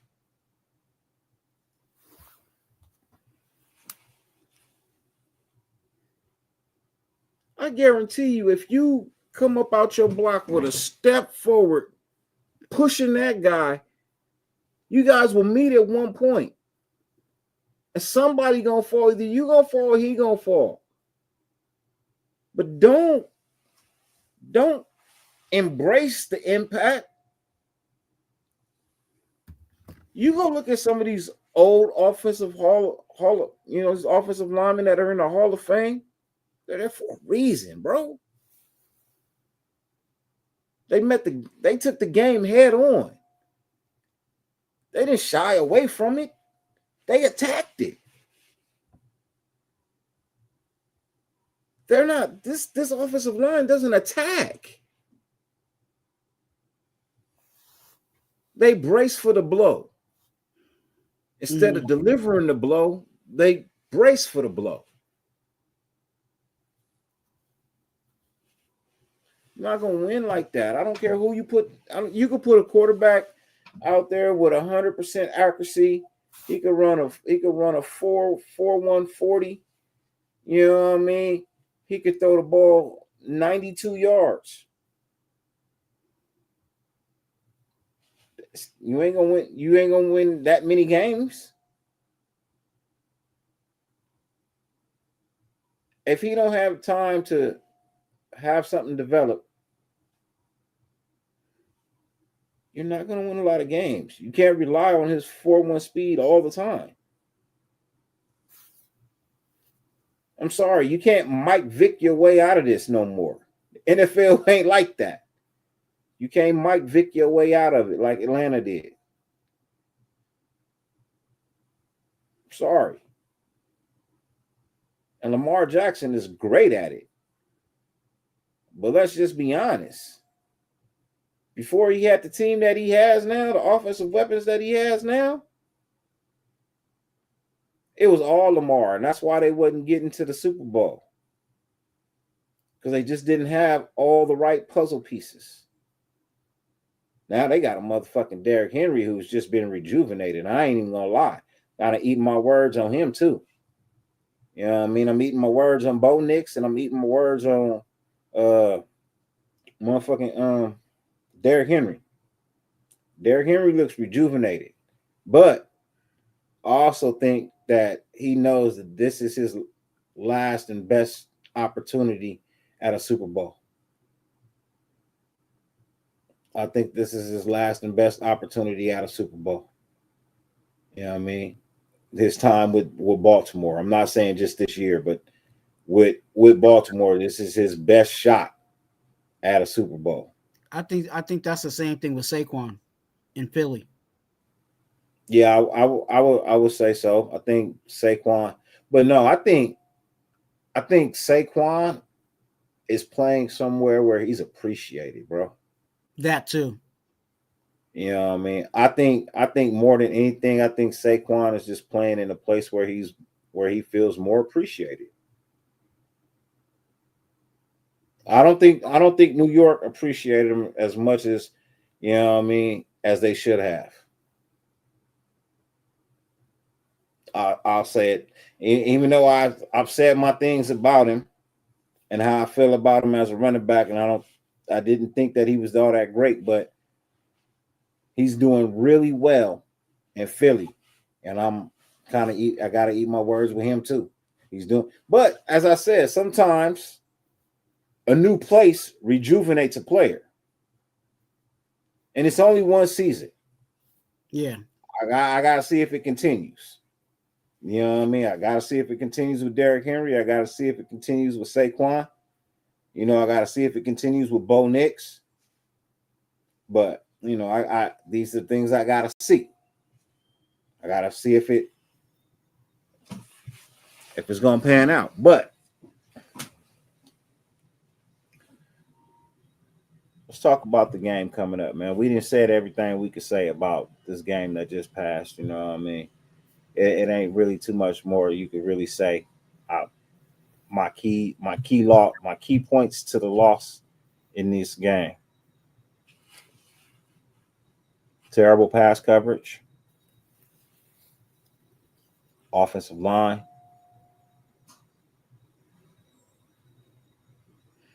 yeah, that's what I would attribute the losses. This loss, terrible play by the offensive line, and key pivotal moments.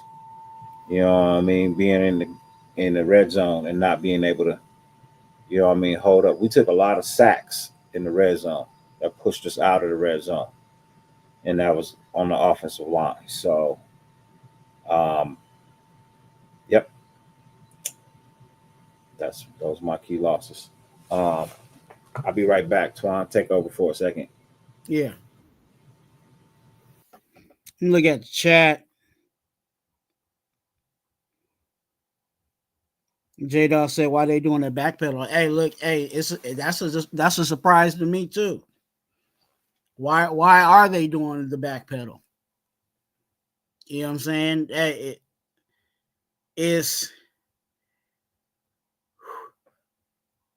it sucks when you have. I don't even want to say it's coaching, but it possibly can be coaching. Because I don't think the guys that we have on our offensive line particularly are bad. I think it's just the technique that they're trying to use is not beneficial to the team. Let me see. Hey, Ron Della said it's just terrible football. Hey, you know, I said it last week on the What You Doing Wednesday. You know, it's like peanut butter and jelly. You know what I'm saying? Peanut butter, no jelly. We got one thing and not the other. And that happens every game. You know, I can't even blame this game. I can't even solely blame it on the quarterback.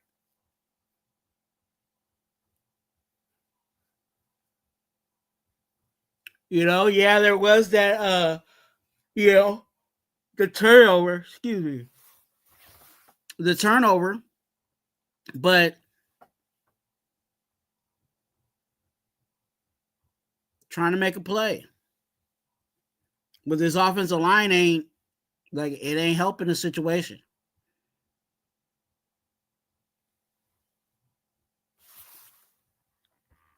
Let me scroll up. You guys make sure you guys put your questions and comments in the chat so I can see what you guys got going. Make sure you guys hit that like button if you guys have not. We are actually simulcasting on both channels. Natural Born Raider. Go ahead and hit the like button on that. Then come on over to Raider Twan and hit that like button. You know what I'm saying? At least you could do that.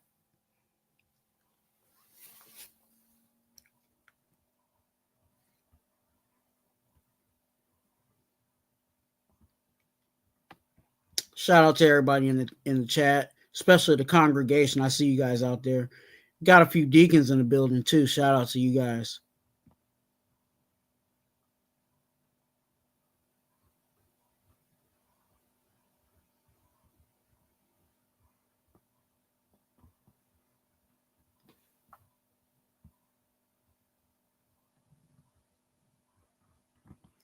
Yeah, I don't want to go down that rabbit hole again. Question to you guys. What do you guys think who's going to be our starting running backs? Did they clear any of our guys? Did they clear Zamir White or Madison to come back? Shout out to Lakers and 5 in the building. I see you.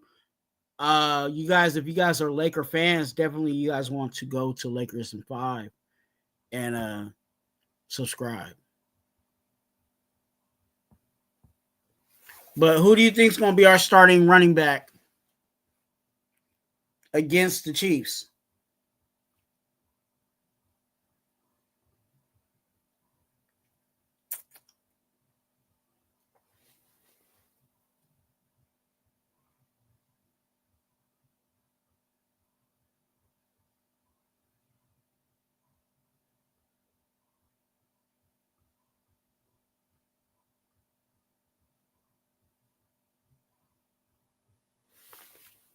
Yeah, I hopefully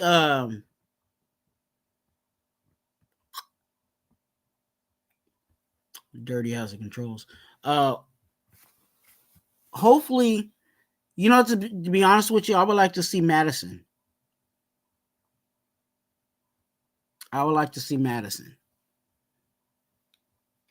If Madison's ready to go. And then Amir Abdullah can take care of the third down duties.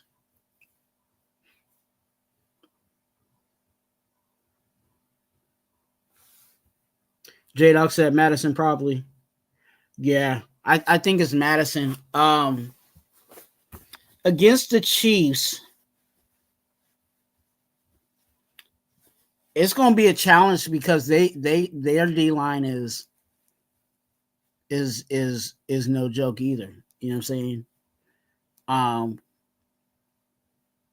With all the guys they have there.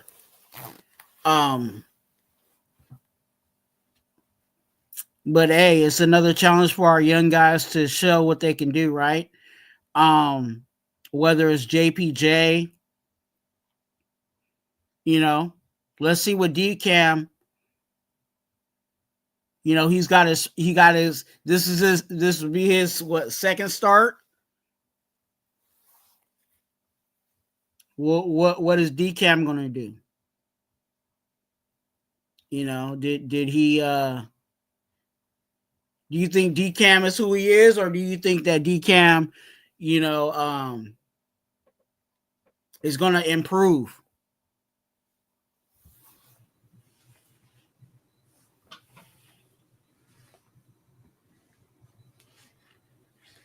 What we talking about?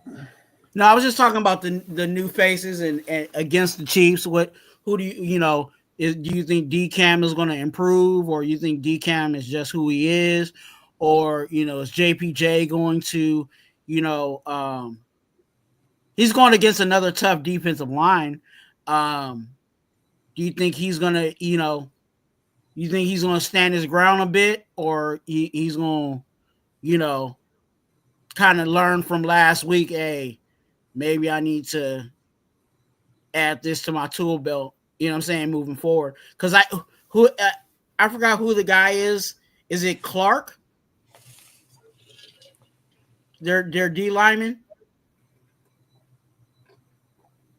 Or is it D tackle? Who? The Chiefs. Their star? Yeah. Nah, who's that dude that just got the money?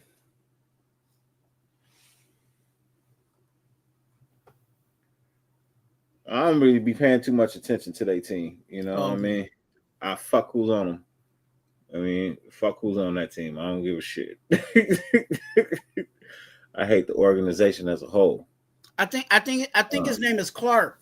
I'm but Frank Clark, I think. But yeah, it's gonna be a problem for whoever, whether it's our guard or center.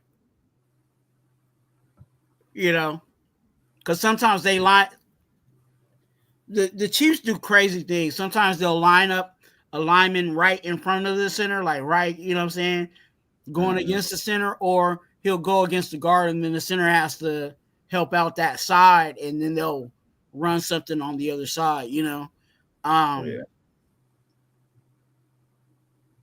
But definitely it's going to be a challenge. We'll see if these guys step up.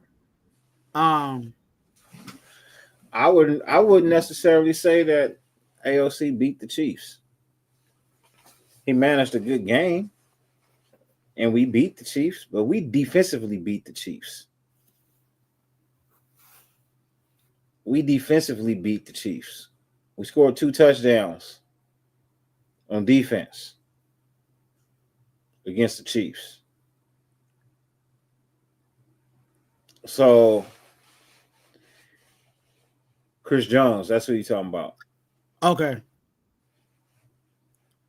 You're talking about Chris Jones. He gonna be the Havoc. He gonna be the top dog over there. So no, but they got no. It's both of them then. Chris Jones and Frank Clark. Mm.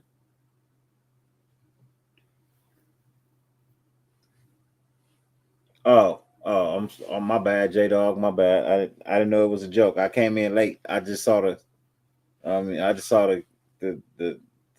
gonna say, man, our defense beat the Chiefs, man. That's for sure. So yeah, that is a joke that he beat the Chiefs. that is a hell of a joke.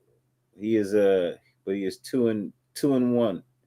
No, 1-2. He's 1-2 against the Chiefs as it stands right now. He's 1-2. He has 1 win and 2 losses. Yeah. So,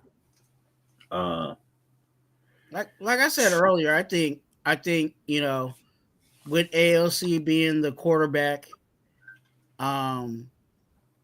we'll see what this offense does. See, the thing is, the team that beat the Chiefs ain't the team that's here now. True. And that's the same thing that Coach has been saying all year. AP has been saying this all year. People were like, "Oh, you know, last year's team." Well, last year's team ain't here.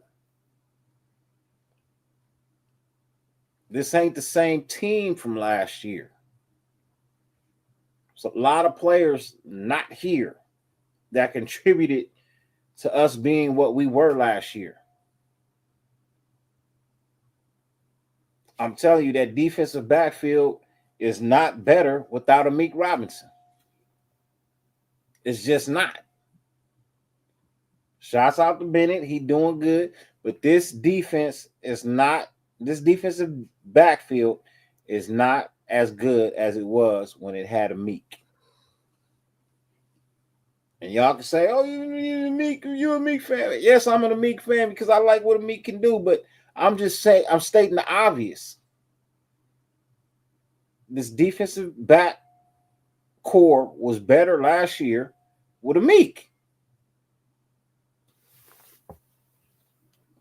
When it was Jones in the late year, you know what I mean? When we got Jones over, you know what I mean?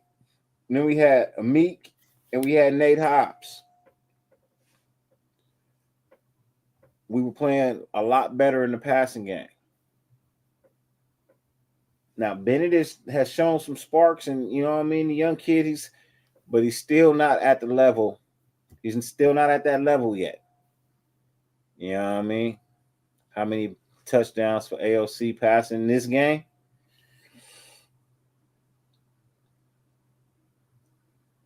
Hopefully, truthfully, 2. I hope he throws 2. I hope he gets 1 to Mayers, and I hope he gets 1 to Brock Bowers. So I got both of them on my fantasy team. So, yeah. But, you know, if he only gets 2 to Bowers, that's cool with me. Myers is on a flex. He's not a starting wide receiver on my team. He's a flex player. You know what I mean? For when I got to figure out what other players I just need to throw in, you know, the best out of the running backs and the wide receivers that's left over. Y'all know how flex works. I ain't got to teach y'all flex players. You know what I mean? But hopefully he throw 2. And both of them the Brock Bowers. Brock needs to catch up. You know what I mean? Brock needs to catch up. Brock had a nice game against Kansas City last time he played them. You know what I mean? It wasn't a win, but it was a better game. So hopefully he can play a good game this time. I need him. I mean, I won this week, but I gotta win out. I can't take no more L's in fantasy. I gotta win out if I want a chance at the playoffs. I gotta win out. I started off bad. I think I was like 1-5 at one, 2-5 at one point, something like that. I think I just hit 6-5 this week. I think I just got to 6-5. I'm on. Yeah, I'm at 6-5. So I'm doing something. I'm making a move.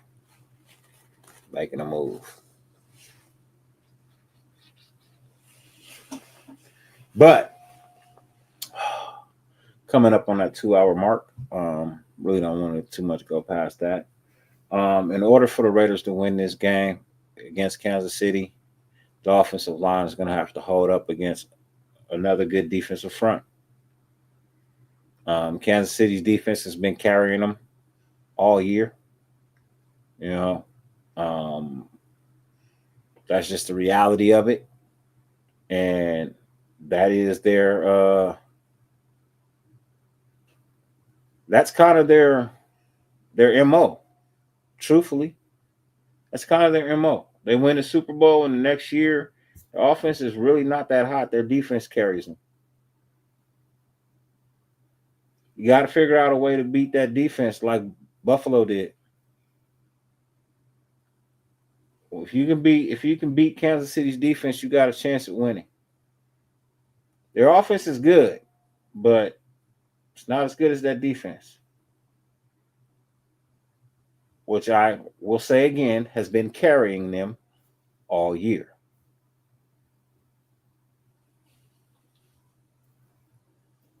Because this might be by far the worst season that Kelsey has ever played.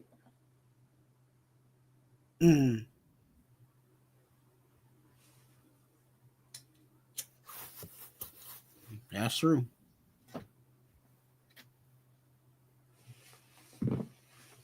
I wouldn't even be surprised if he only had 1 year left in him. Not saying he retires at the end of this year, but I'm saying if he only has 1 more year left in him, if he retires next year and his season is worse than the one that he just had, I'll tell you, he done. One thing you don't want to do is play and keep getting worse. Affects your averages of your career in the long run. Ask Jerry Rice that. His numbers was way better before he decided to go over to Denver. Before he started making his rounds around the NFL. Sometimes you just got to let the game go. Sometimes you just got to let it go. I think the last good years he had was when he was wearing our colors. It was. That's when he should have hung it up. He should have never left the Bay. He should have never left the Bay. He should have been LA Bay. That's it. California. Kept it Cali. You know what I mean? If you'd have just kept it Cali, then fine. Nah, he didn't even play in LA. He played in Oakland.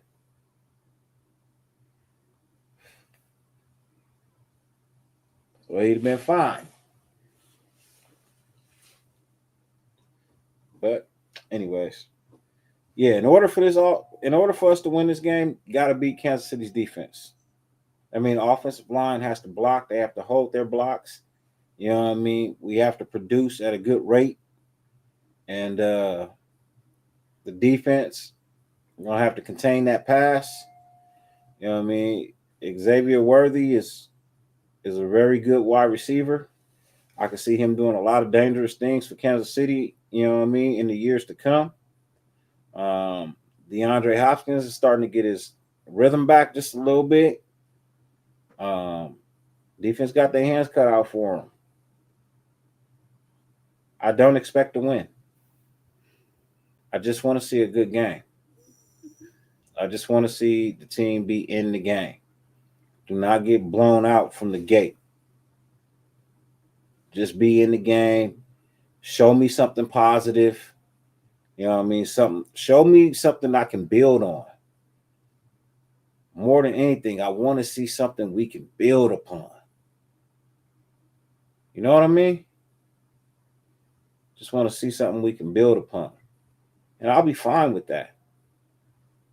Because in reality, we suck. We suck. Just point blank, bro. In reality, we suck.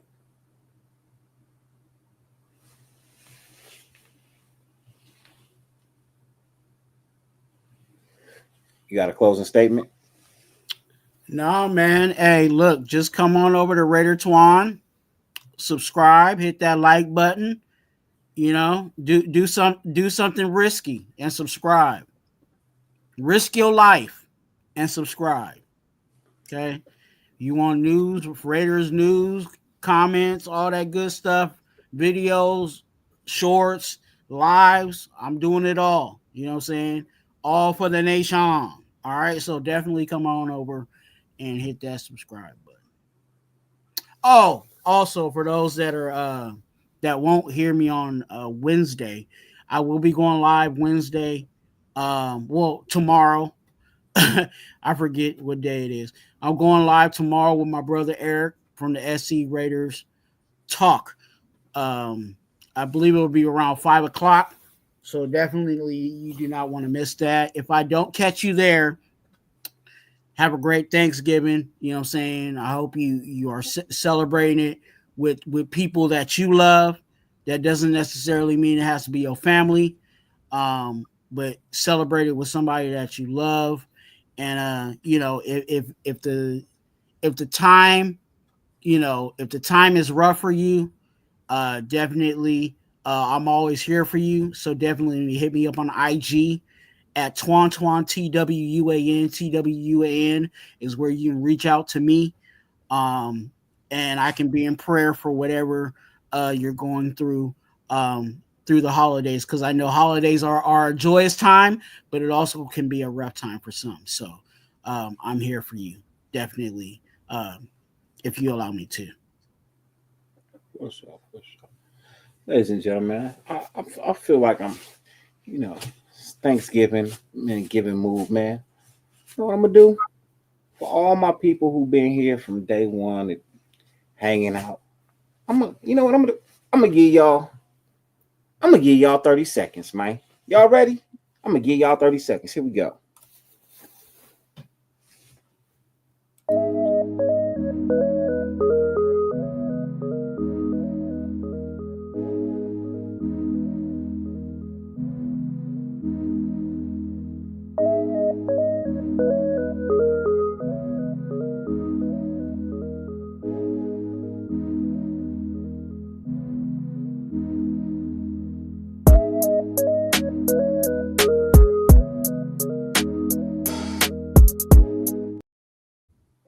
Yeah, y'all need another 30? Here. I got my receipts, you know how to prove it. The proof's in the pudding, don't maybe do it. Don't waste my time or I'ma lose it. I just counted $50,000 and I made it in a day. When it comes to the paper, I do not play. Yeah, we gon' run it up, run it up. Yeah, we gon' run it up, run it up. Till we've been paid the chase. Look, ladies and gentlemen, as always, 50 billion things on the face of the planet you could be doing. The fact that you allowed me to grace your screen for any amount of time, greatly appreciated, more than I can verbally express. I thank you guys as always, man. Appreciate you. And until next time, man, no matter how much it rains, you can never stop the sun from shining. Raider Nation, fuck who hates you, who fucking loves you. Go get your sunshine, man. We out. And it's